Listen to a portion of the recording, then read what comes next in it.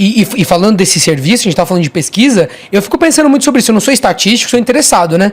E acho que quando a pesquisa é feita assim, uma atrás da outra, ela quase que serve para engessar a própria estatística que ela produz, sabe? Porque eu tenho amigos que, presos nos valores da pesquisa semanal, começam a não querer mais pensar a respeito do voto, sabe? Se decide, fala, não, a pesquisa, porque sai uma pesquisa por dia, então assim... É como se você fosse, né, Rolandinho, para uma corrida de cavalo. Então você vai para o Jockey Club, aí chega lá no Jockey Club, se tiver maior de 18 anos, né? Diz assim, quem é o cavalo da vez aí, quem é o cavalo bom da vez? Não, quem está aí, pule de vez, é o cara, bota aqui. Pô, peraí, é o destino do país. E o debate, por que o debate é crítico? Porque a gente só vai conseguir mudar as coisas se o povo entrar na jogada. Com certeza. Só vai mudar. Acredite, porque eleição, nós celebramos a eleição com o povo. Então, todos os deputados são eleitos pelo povo. Todos os senadores eleitos pelo povo. Todos os prefeitos, vereador, governador, todo mundo. Porém, a operação do governo não é com o povo. Por quê? Porque o povo volta para casa, esperando pelo que não ficou de vir, já não acredita muito em promessa de político, e tem toda a razão de não acreditar, porque a mentirada, não é? A corrupção, a ladroeira, o privilégio são a regra. Inclusive, não é puxando teu saco, não.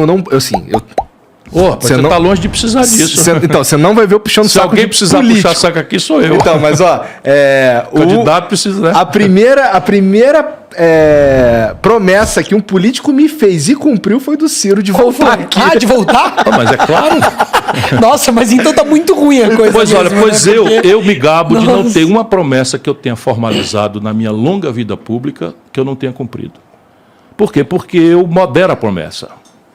Eu modero a promessa. E eu quero sempre estabelecer com as pessoas uma meta, um objetivo, de que vou tentar, de quanto custa, de quais são os riscos. Sabe que isso é verdade, né? Isso Você vai tava ficando falando... quase chato. Vai ficando quase chato. Então, eu estou fazendo isso porque, de novo, é só para arrematar o raciocínio. Ou a gente ajuda o povo a entender, que eu falei 3 coisas aqui, que provavelmente a média da audiência, e não é culpa de ninguém. Não é culpa de ninguém, senão dos grandes mediadores, da grande mídia tradicional e tal, que não explica.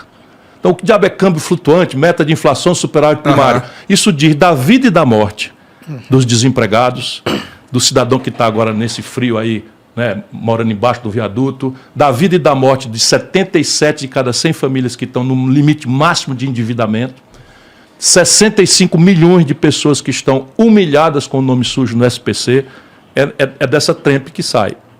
Percebe? Porque enquanto essa tragédia está aí, 400 mil pontos de comércio fecharam no Brasil do desmantelo do PT para cá. 400 mil comércios. Quase 40 mil indústrias fecharam no Brasil. Agora se fechou a LG aqui em São Paulo, botou 1.000 para fora. A Ford estava aqui em São Paulo há 54 anos. Foi-se embora, fechou na Bahia, fechou em todo canto, porque é o modelo econômico. Enquanto isso, saiu agora o ranking dos 10 bancos mais lucrativos do mundo. Sabe o planeta Terra? Consta que é redondo, é uma esfera. Os 10 bancos... Há controvérsias. Há controvérsias. Sabia que 12% dos brasileiros perguntados dizem que a Terra é plana? Eu acredito. Isso é um negócio de lascar, né, rapaz? É para ferrar. Mas deixa eu terminar. Quando acabou de sair o ranking dos 10 bancos mais lucrativos do mundo, 4 são brasileiros. Dos 10. Não tem nenhum chinês, nenhum alemão, nenhum italiano, nenhum inglês, nenhum japonês. 4 dos 10 são brasileiros. Só que no Brasil só tem 5 bancos, cara. Caralho. E sabe quem fez isso? O Lula e o PT. Não dá pra... exatamente. Esse tipo de coisa, por exemplo, muitas coisas aí que aconteceram nos últimos 3 anos, dá pra gente... dá pra pessoas fazerem um malabarismo e tal, colocar na conta da pandemia. Mas esse é o tipo de coisa que não dá. Mas vamos na pandemia. Vamos lá. O Brasil tem 3% da população do mundo. Então, de cada 100 cidadãos do mundo, 3 são brasileiros. 11% das mortes aconteceram no Brasil. Qual é a explicação? Má gestão. Má gestão, sabe? A politicagem, roubalheira na vacina e tal. Politizar o Brasil teve 4 vezes a média de mortes do mundo. 4 vezes a média de morte do mundo. E isso aconteceu por causa do Bolsonaro. De novo, é a política, irmão. Aqui, o modelo econômico, o modelo de governança política chega a ser quase cretino a gente não deixar o povo ver isso. Sabe qual é o partido do Bolsonaro hoje? É o do Valdemar Costa Neto. Sabe quem é o Valdemar Costa Neto? É o cara para quem o Lula deu o DENIT para roubar, foi condenado, preso e condenado no mensalão. Percebe? O cara que estava com o Lula no mensalão, roubando no DENIT, agora é o presidente do partido do Bolsonaro. Do cara que entrou contra tudo que estava aí correu no primeiro momento para se afiliar com... Percebe? Mas se você olhar, assim, eles estavam com Collor. Depois, se você olhar, ele estava com o Fernando Henrique, caramba. Então, mas isso que é importante, que eu queria dizer, porque quando eu conheci o Ciro, é engraçado, né? Que eu tenho 28 anos, né? E aí eu tava na universidade. Inveja. Eu fiz o Fiscar, depois eu fiz USP, não consegui terminar as faculdades, infelizmente. Felizmente, por causa do trabalho. Mas eu tava formando, assim, minha consciência política. Eu era mais de esquerda, né? E lá na universidade, na convivência, eu fui... E aí, na eleição de 2018, um pouco antes, eu esbarrei nos vídeos do Ciro. E aí, o que mais me chamou a atenção é que eu percebi que o Ciro, mesmo no momento que ele não tá como candidato, ele é uma pessoa que tá há muito tempo a impressão que eu tenho, carregando uma denúncia, na verdade, sabe? Ele tem eu via nas palestras que ele dava, um caráter meio de... Existe um problema que interessa a poucos, e esses poucos conseguem jogar um pouco por trás das cortinas, digamos assim, e eles subverteram um mecanismo que foi criado no momento oportuno, lá na questão do real, que era para ser paliativo, e eles se alimentam disso, né? Então, assim, que inclusive Steve relendo seu livro e substituiu outros mecanismos que essa mesma elite já usava, pegaram a questão dos juros altos para eles, se apropriaram disso e eles ficam criando situações, discursos, etc., para que a gente sinta que a gente necessita, por A mais B, desse mecanismo. Sendo que esse mecanismo que você está falando é a questão dos juros. Juro. Enfim, o Ciro sabe explicar melhor do que eu, mas assim, o meu ponto com isso tudo é que isso me chamou muita atenção. E aí, acompanhando a trajetória política do Ciro, eu percebo que ele nunca abre mão disso. E isso é uma coisa que eu também tô aqui, eu tenho um monte de pergunta aqui. Manda ver, manda ver. Eu já declarei meu voto no Ciro, mas eu tenho dúvidas e acho que tem lugares onde a gente talvez discorde. Eu quero saber o porquê que ele discorda de mim. Manda ver. Mas isso é uma coisa que foi decisiva pra mim e apoiar de verdade, porque mesmo em situações onde ele tinha tudo a perder, digamos assim, no momento onde os outros fazem conchavo, que eles sabem que o poder econômico, digamos assim, vai financiar as campanhas, vai apertar a mão depois da eleição, vai ajudar a viabilizar, né, os projetos, ele faz questão de ser vocal antes.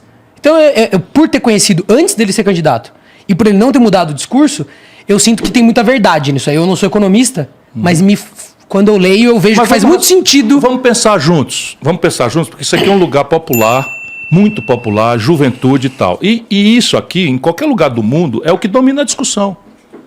No Brasil, se você olhar, nós estamos brutando o povo para brigar por comunismo e fascismo. Essa era a grande disputa nos anos 30, que desagou na Segunda Guerra Mundial. Isso está superado.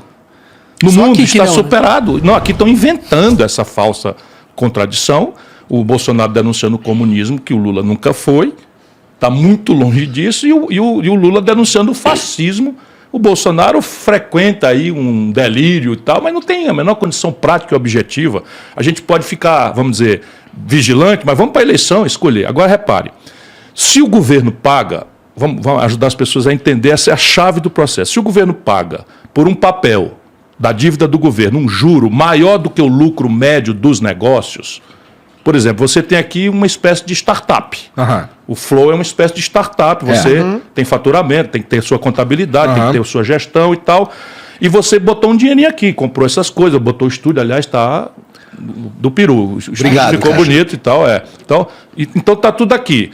Você podia, se você tivesse feito um cálculo, eu não tenho dinheiro, eu quero montar o meu negócio, eu não tenho dinheiro. Eu vou no banco para botar um negócio cujo lucro é menor do que o juro que eu vou ter que pagar para o banco. Você não vai mais para o banco. Ou se for, está doido e vai quebrar, como 6 milhões de empresas no Brasil, 6 milhões estão no Serasa. É tão importante entender isso, né? Então, por exemplo, essa foi uma parte fundamental de entender que, assim, é sobre isso. Quem tem dinheiro, porque eu sou empresário também, tenho empresas e tal. Se você vai... Vamos supor que você já tem a empresa, você criou com nada, fazendo esforço, aí você tem um lucro bacana no primeiro ano, você teve uma ideia e tal. Aí chega no final do ano, você tem qualquer coisa, sei lá, $500 mil no caixa pra você fazer o que você quer. O Brasil, e o que eu entendi, é que o Brasil, ele estimula essa pessoa a tirar esse dinheiro sem imposto e viver... Falar, não, vou colocar na renda, vou viver fixa desse dinheiro, entendeu? É o que domina o Brasil, é o partido da renda fixa. Ao invés de pegar isso aí e criar uma nova sede, empregar mais pessoas, comprar equipamento. Então, assim, tem todo um mecanismo também de onde o imposto tá, etc, pra você... Na hora que a pessoa vai tomar a decisão de, beleza, eu expando o meu negócio agora, além da burocracia, que na minha opinião é bastante difícil de lidar, você sabe muito bem, né? Que é um negócio absurdo. Vários outros problemas estruturais tem esse problema de, calma aí, não vale a pena. A não ser que a pessoa tenha um sonho muito grande, que nem a gente é idealista, né? Meio maluco, meio burro. Você criou o Flow aqui porque você quer falar, não é só pelo dinheiro. Acho que só essas pessoas hoje em dia têm um estímulo, porque as outras, elas olham pra taxa de juros e elas falam, não, eu vou colocar o dinheiro no banco e vou viver da renda. Renda fixa. E cadê o emprego? E isso é um corte de classe que no mundo não existe. Claro que está começando a existir numa dimensão muito grave, que eu estou nesse debate internacional. Ainda agora recebi um convite, estou indo para Oxford, a universidade lá em Londres, porque eu participo dessa discussão, que é o seguinte, como é que a gente vai apropriar os ganhos impressionantes das tecnologias modernas para o conjunto do povo? Ou nós vamos, essas grandes tecnologias vão ficar tudo com o Elon Musk, o Zuckerberg, não sei o que e tal. Não fala mal do Elon Musk, não. Eu não quero falar sobre o Elon Musk. Eu não vou falar mal do Elon Musk, assim, mas é patológico o cara ter R$1 trilhão no bolso. Mas ele não tem no bolso. É isso que eu queria falar. Ele tem no bolso. Não tem no bolso. Tem nas empresas dele Sim. que estão empregando pessoas e tudo mais. Eu não estou condenando o empreendedor. Estou falando o seguinte, que você tem hoje no mundo, esse é o grande debate no mundo, que eu digo quando o Lula parou no tempo, é que esse debate, se não for feito no Brasil para anteontem, nós estamos ferrados. Que é o retardo tecnológico. Percebe? Então você tem games, por exemplo, você está ligado nesse assunto, acabou. Games, hoje gera mais renda no mundo do que cinema e música juntos. E o Brasil, fora, completamente. Hoje, se você... Só não estamos fora da música, porque do cinema e dos games a gente está, né? Isso. Mas a gente tenta desesperadamente estar Mas isso dentro. tem a ver com formação de capital humano, tem a ver com tecnologia, tem a ver com... Enfim, não tem modelo para nada, não tem projeto para nada, para coisa nenhuma. Mas essa disfunção do juro é, vamos dizer, o resumo do problema, e eu tenho pedido a Deus para iluminar a minha palavra, como é que eu acho metáforas para as pessoas entenderem. Câmbio. Quer dizer, câmbio...